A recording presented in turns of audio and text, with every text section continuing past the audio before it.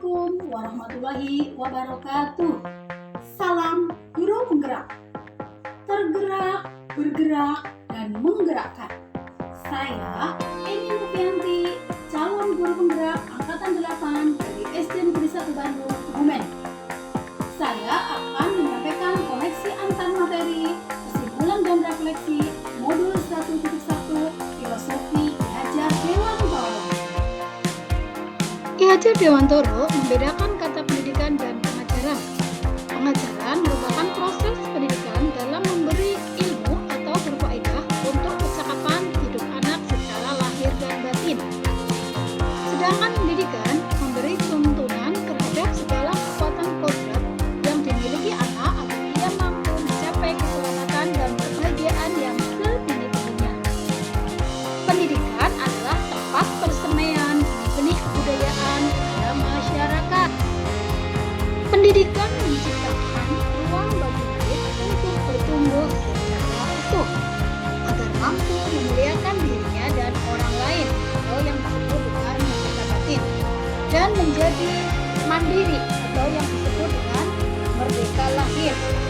Kekuatan diri atau kodrat yang dimiliki menuntun murid untuk menjadi cakap mengatur hidupnya dengan tanpa diperintah oleh orang lain. Pertanyaan refleksi yang pertama adalah, apa yang Anda percaya tentang murid dan pembelajaran di kelas sebelum Anda mempelajari modul 1.1? Sebelum mempelajari modul ini, saya percaya anak adalah selembar kertas putih yang kita bisa mengisi dan mewarnai dengan apapun. Dengan memberikan pengajaran pada murid sesuai dengan apa yang ada di kurikulum adalah yang terbaik. Saya menggunakan berbagai cara agar nilai anak memenuhi kriteria kecerdasan minimal. Anak yang pintar adalah anak yang tenang, tidak suka membantah, dan selalu mendapat nilai tinggi di bidang akademik. Anak yang aktif dan tidak memperhatikan guru cenderung bodoh. Suasana kelas yang tenang, anak tidak ramai, menandakan guru mempunyai penguasaan kelas yang bagus karena pembelajaran terpusat pada guru atau teacher center.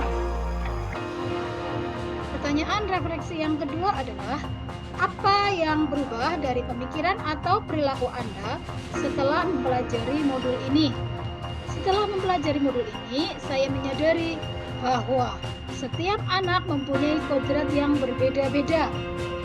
Tugas kita sebagai guru adalah menuntun anak sesuai dengan kodrat yang dimilikinya. Tidak ada anak yang bodoh, yang ada anak akan berkembang baik di bidangnya masing-masing. Suasana kelas tidak harus tenang sepanjang anak bisa belajar dengan bahagia. Pembelajaran berpusat pada anak sehingga anak lebih aktif dalam pembelajaran.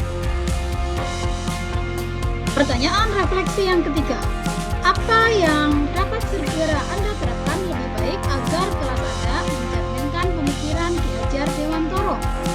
Agar kelas saya lebih mencerminkan pemikiran Ki Hajar Dewantoro, saya akan menciptakan suasana belajar yang berpihak pada murid, menerapkan pembelajaran sesuai dengan kodrat anak yang suka bermain. Saya akan menggunakan berbagai permainan dalam pembelajaran saya, menuntun anak dengan memberikan contoh nyata dan kebiasaan pada anak. Misalnya, salaman ketika akan masuk ke sekolahan, mengucapkan tolong ketika membutuhkan pertolongan, mengucapkan terima kasih apabila sudah diberi bantuan. Selanjutnya yaitu menanamkan budi pekerti dalam pembelajaran.